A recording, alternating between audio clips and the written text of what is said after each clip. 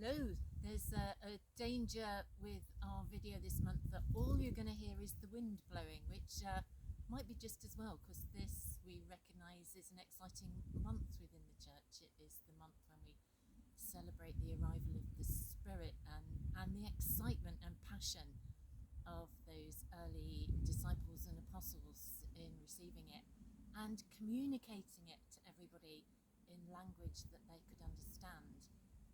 And there's so much in that for us as children with families and young people's ministers, in how do we communicate that passion, that excitement, not in language which people understand, but not dumbing it down, not making it something that it isn't, but everything it is and that it's meant to be.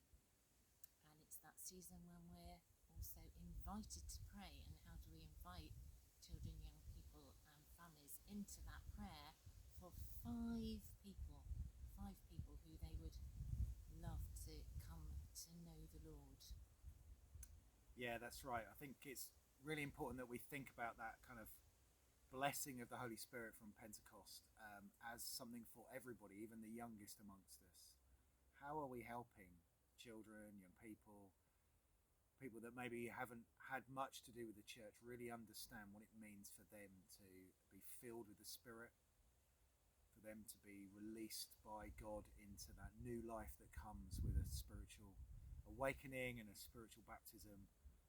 How are we looking for and seeing the evidence of people's lives being Spirit-filled, even the smallest amongst us?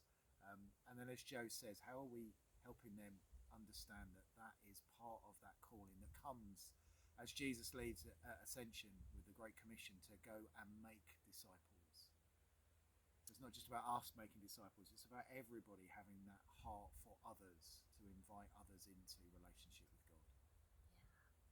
And keeping that excitement going occurs to me as we speak that we have all these spiritual highs during the church year, but we also have a lot of ordinary time. And how do we keep that excitement and passion alive in ourselves and in our children, young people and families? If you've got an answer to that, we'd love to know. It always amuses me that in our kind of church year, once we get through Easter and Pentecost and Ascension, we then go into what we call ordinary time. Like that's somehow, this is kind of not so important as Lent and Advent and Christmas and Easter and all those other significant moments that Joe talks about. But actually, maybe it's during the ordinary time that we really dig into discipleship. We really grow out in our own life, because we can recognise that a walk with Christ in our lives is for the ordinary days as well as the high days. How do we help others do that as well? Yeah, there's a reason why in Godly Play language it's called the green and growing time. Yeah. Really important. Yeah, as we sit here with this wind blowing through us, I'm sure that those first disciples were concerned when the Spirit blew upon them that they were having a bad hair day. Some of us have bad hair lives, let alone bad hair days. So Ascension is that time also where where the disciples see Jesus disappearing off into the distance and are left slightly discombobulated by it and not quite sure what they're going to do now. The one that has been leading them and has been sharing life with them for so long is disappearing. So Joe. Yes, I am not going to make a direct comparison with myself and Jesus, but you have probably heard or read somewhere that I am leaving my diocesan post at the end of July. It's been such a joy to be here for the last 11 years and to have this ministry among you all. Really treasured it. I'm not going away. I will still be living and here and part of the diocese. I'm probably annoying Barry from time to time, but it is time for me and for my family for a new season of life, and hopefully I will get to say a proper farewell to as many of you as possible over the coming weeks.